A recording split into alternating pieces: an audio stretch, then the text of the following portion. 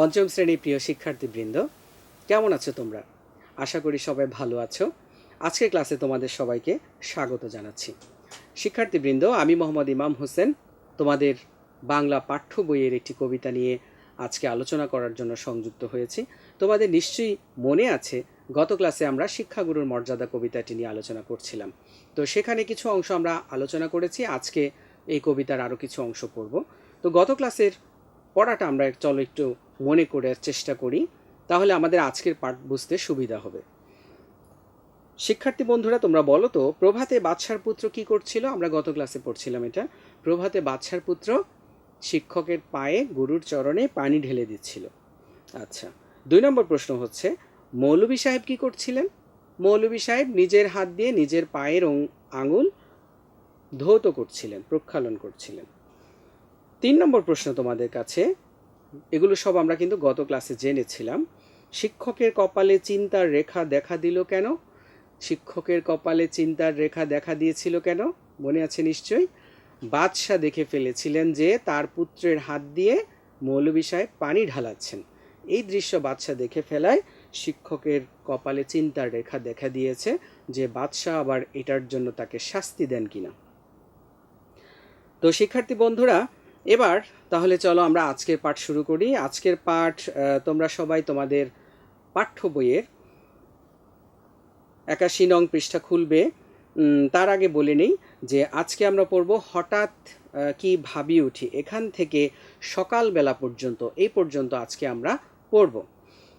আজকের পাঠ থেকে তোমরা কি কি শিখতে পারবে? আজকের পাঠ থেকে তোমরা শিখবে কবিতা শুদ্ধ উচ্চারণে পড়তে পারবে, সঠিক শব্দে সঠিক উচ্চারণ বলতে পারবে, কবিতার মূল ভাব বলতে পারবে, আর বিষয় সংশ্লিষ্ট প্রশ্নের উত্তর তোমরা লিখতে পারবে। তো তাহলে তোমরা সবাই তোমাদের পাঠ্য বইয়ের, বাংলা পাঠ্য বইয়ের 81 নং পৃষ্ঠা খোলো। আমরা আজকে এখন কবিতার পরের অংশ পড়ব, যে ভালে পর্যন্ত পড়েছিলাম গত ক্লাসে। আজকে তারপর থেকে পড়ব। তো আমি পড়ছি এখন, তোমরা সবাই মনোযোগ দিয়ে আমার পড়া খেয়াল করো, আমার শব্দের উচ্চারণগুলো খেয়াল করো, যাতে তোমরা আবার শুদ্ধ উচ্চারণে কবিতা পড়তে পারো।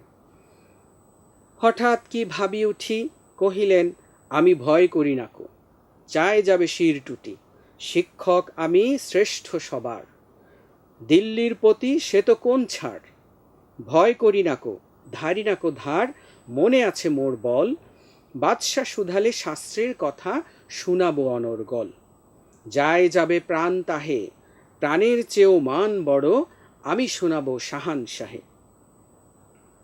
এরপর কি আছে? তারপর দিন প্রাতে বাদশার দূত শিক্ষককে ডেকে নিয়ে গেল কেল্লাতে, খাস কামরাতে যবে শিক্ষককে ডাকি বাদশা কহেন, শুনুন জনাব তবে, পুত্র আমার আপনার কাছে সৌজন্য কি কিছু শিখিয়াছে?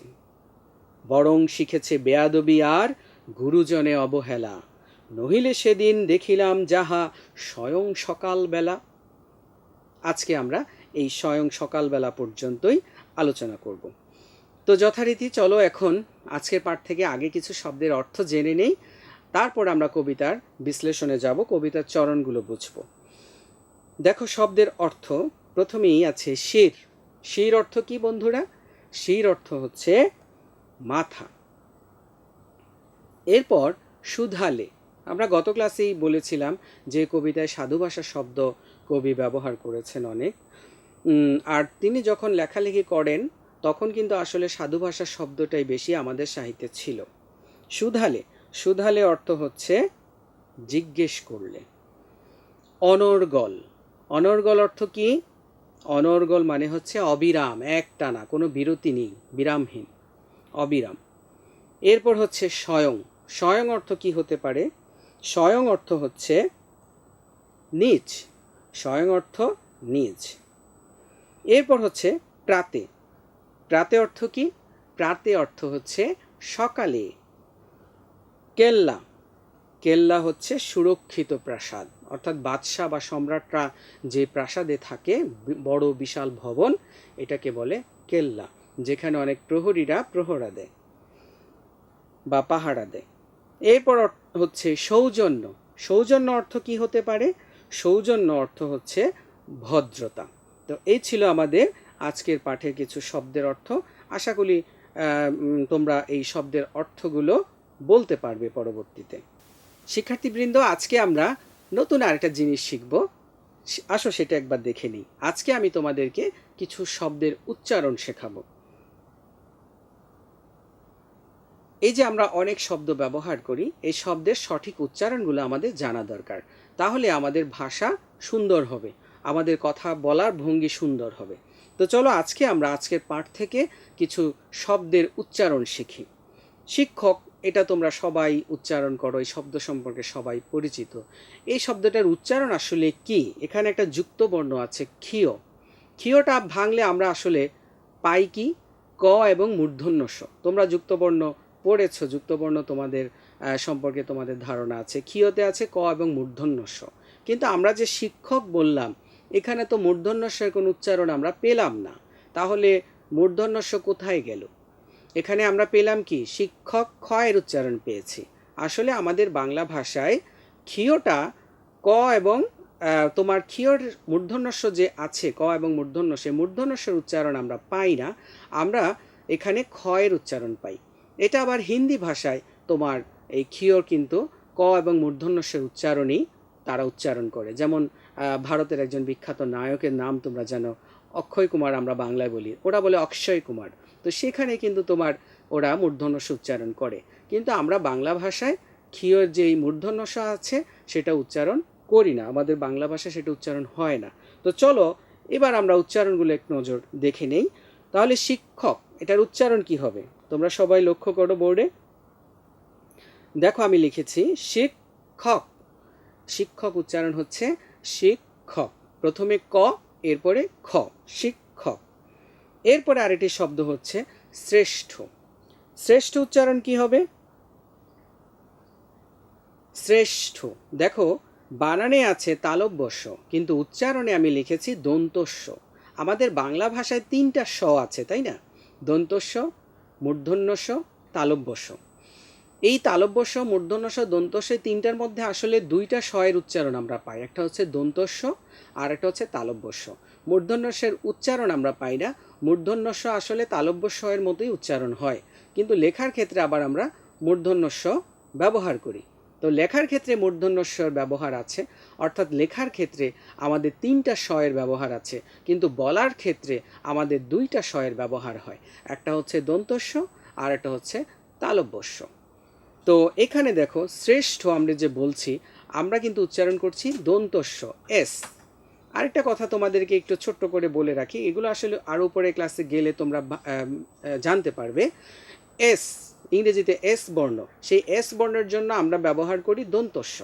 আর ইংরেজি এস এইচ বা TION, এই যে শন শান, এসব ক্ষেত্রে আমরা ব্যবহার করি তালব্যস্য, অর্থাৎ দন্তস্যের সাথে হয়ের উচ্চারণ হয় তালব্যস্যর ক্ষেত্রে। তো এখানে আমরা শ্রেষ্ঠ দিয়ে উচ্চারণ করব, প্রথমে উচ্চারণ করব দন্তস্য, এরপরে উচ্চারণ করব তালব্যস্য।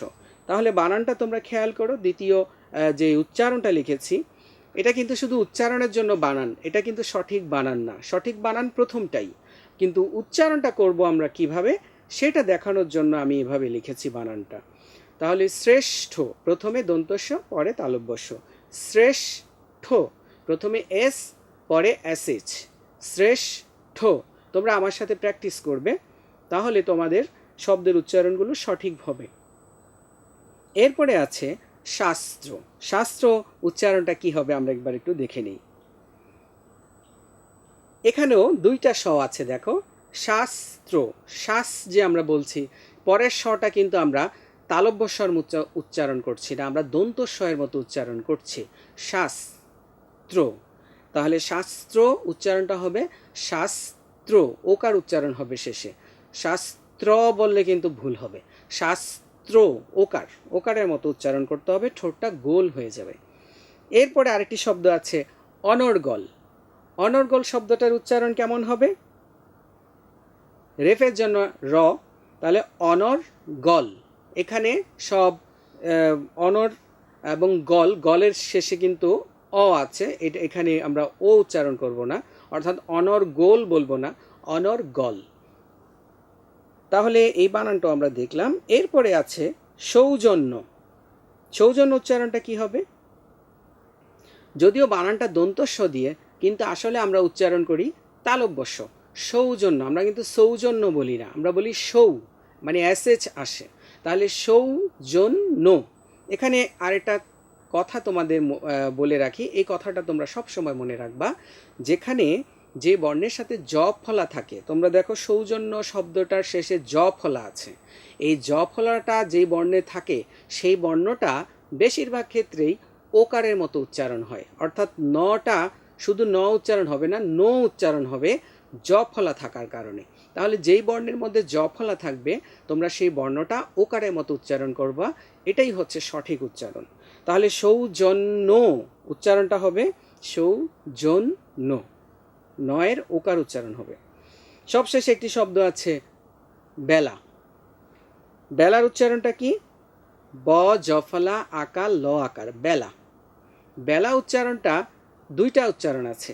যদি এই বেলা অর্থ হচ্ছে সময়, সময়কে বোঝায়, আর আরেকটা বেলা আছে যেমন বেলাভূমি, সেখানে কিন্তু তোমার বেলা উচ্চারণ একার উচ্চারণ হবে, বেলাভূমি। নদীর সমুদ্রের তীরের বেলাভূমি, সেখানে কিন্তু নদীর তীরকে বোঝাতে বেলা একারই উচ্চারণ করব আমরা। আর যেখানে সময়কে বোঝায় যে বেলা দিয়ে, সেখানে আমরা বেলা উচ্চারণ করব এর মতো, অর্থাৎ জ ফলা আকার দিয়ে। তাহলে এখানে বেলাটা বোঝাচ্ছে সময়, এজন্য এটা উচ্চারণ করব বেলা। এভাবে তোমাদের শব্দে আছে হেলা, হেলাটাও আমরা উচ্চারণ করব হেলা, হজফলা আকার দিয়ে, হেলা। বেলা, হেলা, খেলা। আমরা খেলা শব্দটা লিখি খ একার দিয়ে, কিন্তু উচ্চারণ করব, আসলে উচ্চারণ হয় এর মতো, অর্থাৎ জফলা আকার, খেলা। এইভাবে বেলা, খেলা, এভাবে উচ্চারণ করব। তো বন্ধুরা, আজকে আমরা মনে হয় কিছু নতুন জিনিস শিখলাম। এভাবে যদি আমরা কিছু কিছু শব্দের উচ্চারণ শিখি, তাহলে আমাদের শব্দের সঠিক উচ্চারণটা আমরা করতে পারবো এবং আমাদের ভাষা, বাংলা ভাষা আরও সুন্দর হবে। তো বন্ধুরা, এবার চলো আমরা আমাদের আজকের পাঠের বিশ্লেষণে যাই। গত ক্লাসের পর থেকে আমরা পড়ছি, তোমরা সবাই মিলাও।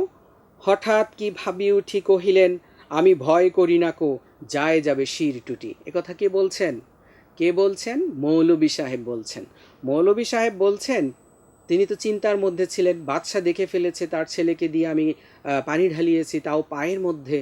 তিনি অনেক চিন্তিত ছিলেন যে বাদশা নাকি কী শাস্তি দেন আমাকে। অনেক চিন্তার পর তিনি হঠাৎ কি ভেবে উঠে কহিলেন, মানে বললেন, ভয় করি না কো, যায় যাবে শির টুটি। বাদশা যদি আমার শির, মাথাও যদি নেন, আমি ভয় করি না। এরপর কি বলছেন শিক্ষক? শিক্ষক আমি শ্রেষ্ঠ সবার, দিল্লির প্রতি সে তো কোন ছাড়। যে আমি শিক্ষক মানুষ, আমি পৃথিবীর সবার চেয়ে শ্রেষ্ঠ, কারণ আমি সবাইকে ভালো কথা, ভালো শিক্ষা দেই, ভালো জ্ঞান দেই। আমাদের মাধ্যমে, শিক্ষকদের মাধ্যমে সবাই ভালো মন্দ বিচার করতে শেখে, সবাই উন্নত আচরণ করা শেখে, সবাই জীবনে প্রতিষ্ঠিত হয়, সফল হয় আমাদের শিক্ষার মাধ্যমে। তো যিনি শিক্ষা দেন, তার শিক্ষার কারণেই তো সে অনেক কিছু জানলো, অনেক কিছু শিখলো, অনেক শিক্ষিত হলো, অনেক জ্ঞান অর্জন করলো। যদি সে বনে বাদারে থাকতো, তাহলে কোনো জ্ঞান অর্জন করতে পারতো না। একজন শিক্ষক যদি না থাকে, তাহলে সে কোনো কিছু শিখতে পারবে না। সেজন্য মৌলভী সাহেব বলছেন, আমি হচ্ছে শিক্ষক, আমি সবার চেয়ে শ্রেষ্ঠ, কারণ দুনিয়ায় যত মানুষ আছে সবাইকেই শিক্ষকের মাধ্যমে জ্ঞান অর্জন করতে হয়।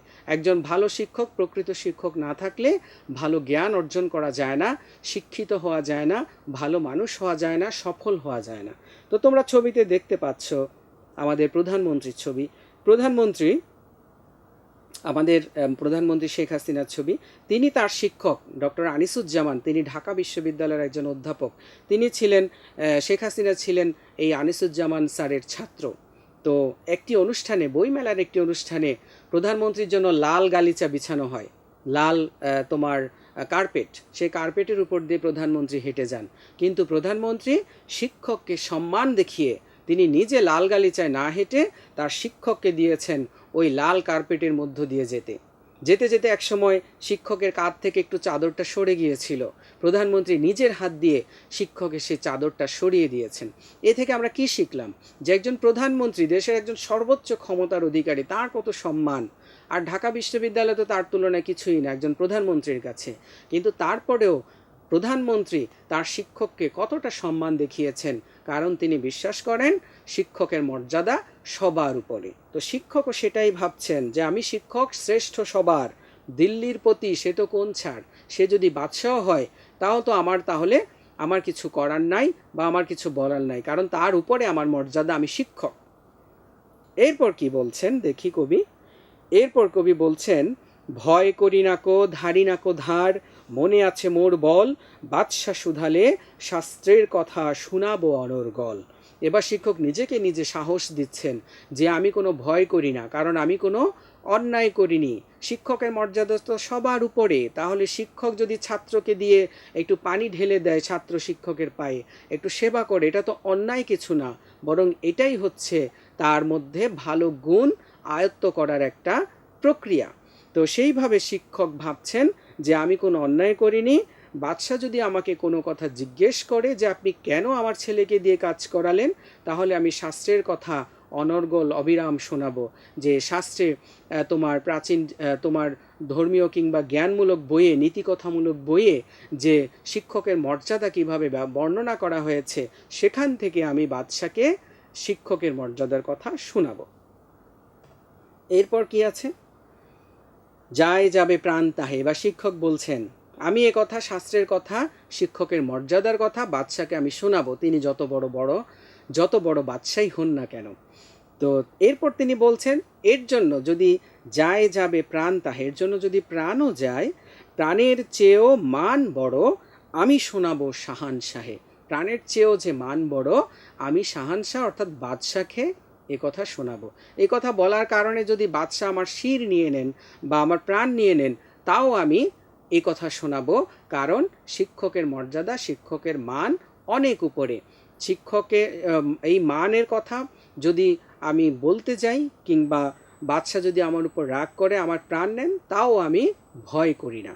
এবার শিক্ষক নিজের চিন্তার মধ্যে এই ভাবনাগুলো এসেছে যে আসলে শিক্ষক হিসেবে তিনি কোনো অন্যায় করেননি।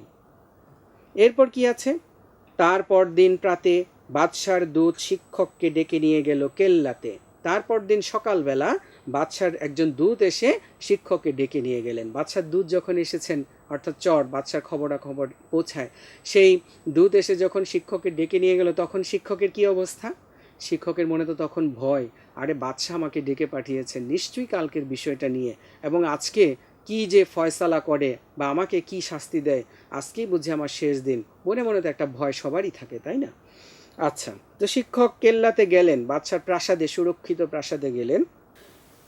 এরপর কেল্লাতে তো নিয়ে গেল বাদশাকে। খাস কামরাতে যবে শিক্ষককে ডাকি, বাদশাহ কহেন শুনুন জনাব তবে। এবার বাদশাহ শিক্ষককে বলছেন, শুনুন জনাব, মৌলভী সাহেব আপনি শুনুন, আমার পুত্রকে যে আপনার কাছে পড়াতে দিলাম, পুত্র আমার আপনার কাছে সৌজন্যকে কিছু শিখিয়াছে? আমার ছেলেকে যে তাকে সৌজন্য, জ্ঞান, আচরণ, ভালো আচরণ শেখানোর জন্য আপনার কাছে দিলাম, তো আপনার কাছে সে কোনো ভালো আচরণ, সৌজন্য কি কিছু শিখেছে? শিক্ষক তো ভয় পেয়ে গেছেন। শিক্ষক কি বলছেন? বাদশা আরও বলছেন, বরং শিখেছে বেয়াদবি আর গুরুজনে অবহেলা। আমার ছেলে আপনার কাছে কোনো সৌজন্য তো শিখেইনি, ভালো আচরণ তো শিখেইনি, বরং শিখেছে বেয়াদবি করা আর গুরুজনদেরকে অবহেলা করা। শিক্ষকের তো মাথার মধ্যে বুঝতেই পারছেন না, তিনি চিন্তার মধ্যে আসছে না যে বাদশা এটা কী বলছেন এসব, যেখানে আমাকে শাস্তি দেবেন সেখানে যে উল্টো কথা বলছেন। নহিলে সেদিন দেখিলাম যাহা স্বয়ং সকালবেলা, যে আমি নইলে সেদিন যে সকালবেলা আপনাকে আর আমার ছেলেকে দেখলাম, আমার ছেলে আপনার পায়ে পানি ঢেলে দিচ্ছে, এই দৃশ্য যে দেখলাম, তো এই দৃশ্য দেখে আমার তো মনে হয় না আপনি তাকে কোনো ভালো আচরণ শিখিয়েছেন, বরং গুরুজনের প্রতি অবহেলা করা শিখিয়েছেন। শিক্ষক তো বুঝতেই পারছেন না আসলে বাদশা কি বলছেন। শিক্ষক আসলে বাদশা কি বোঝাতে চেয়েছেন আর শিক্ষক কি বুঝলেন, এটা আমরা আগামী ক্লাসে পড়ব। খুব মজার একটা কবিতা, তাই না? তো এই শিক্ষক এবং বাদশার এই আচরণটা আমরা শেষ পর্যন্ত কি হলো, শিক্ষকের অবস্থা, শিক্ষকের কি গর্দান গেল না শিক্ষকের মর্যাদা বাড়লো, এটা আমরা আগামী ক্লাসে জানব। তো বন্ধুরা, আজকের পাঠ থেকে আমরা যতটুকু শিখলাম, এই আজকের পাঠটাকে যদি আমরা মূল ভাব জানতে চাই, আজকের পাঠের মূল ভাবটা তোমরা একটু দেখে নাও। কুমারের হাত দিয়ে পানি ঢেলে নেওয়াটা বাদশাহ দেখে ফেলায় শিক্ষক প্রথমে ভয় পেয়েছিলেন। অনেক ভাবনা চিন্তা করার পর তার মনে হলো তিনি কোনো অন্যায় করেননি। বাদশাহ যদি তাকে কোনো প্রশ্ন জিজ্ঞেস করেন তাহলে তিনি শাস্ত্র থেকে দেখিয়ে দেবেন শিক্ষকের মর্যাদা কত বেশি। পরদিন সকালে বাদশাহ শিক্ষককে প্রাসাদে ডেকে পাঠালেন। বাদশাহ শিক্ষককে প্রশ্ন করলেন, আমার সন্তান আপনার কাছে কোনো সৌজন্য শিখেছে কি, কোনো সৌজন্য শিখছে কি? এই যে সৌজন্য শিখছে কিনা এটা প্রশ্ন করলো, সে মৌলবী কি উত্তর দিলেন, আর বাদশাহ কেনই বা এটা বললেন, এটা আমরা আগামী ক্লাসে জানবো। তো আজকের পাঠ আমরা মোটামুটি শেষ পর্যায়ে চলে এসেছি। আমরা একটু পাঠ মূল্যায়নে যাই। আজকের পাঠ থেকে আমরা যে জিনিসগুলো শিখলাম সেগুলো যদি প্রশ্নের আকারে আমরা জানতে চাই, আমি তোমাদেরকে প্রশ্ন করছি, শিক্ষক বাদশাকে ভয় করেন না কেন? শিক্ষক বাদশাকে ভয় করেন না এই ভেবে যে তিনি কোনো অন্যায় করেননি, কারণ শিক্ষকের মর্যাদা সবার চেয়ে বেশি। 2 নম্বর প্রশ্ন হচ্ছে, বাদশাহ কিছু জিজ্ঞেস করলে শিক্ষক কি শোনাবেন? বাদশাহ কিছু জিজ্ঞেস করলে শিক্ষক শাস্ত্রের কথা শোনাবেন। 3 নম্বর প্রশ্ন হচ্ছে, বাদশাহ শিক্ষককে কি জিজ্ঞেস করেছিলেন? বাদশাহ শিক্ষককে জিজ্ঞেস করেছিলেন কোনো সৌজন্য শিখেছে কিনা। তো বন্ধুরা, সবশেষে একটি বাড়ি কাজও দিয়ে দিচ্ছি তোমাদের, তোমরা সবাই ঝটপট লিখে নাও। শিক্ষকের মর্যাদা সবার চেয়ে বেশি কেন? 5টি বাক্যে লেখো। শিক্ষকের মর্যাদা কেন সবার চেয়ে বেশি? 5টি বাক্যে তোমরা লিখবে। আমরা মোটামুটি ক্লাসের শেষ পর্যায়ে, আজকে এখন শেষ পর্যায়ে যে বিষয়টি নিয়ে তোমাদের সাথে আজকে কথা বলবো সেটি হচ্ছে ন্যায় বিচার।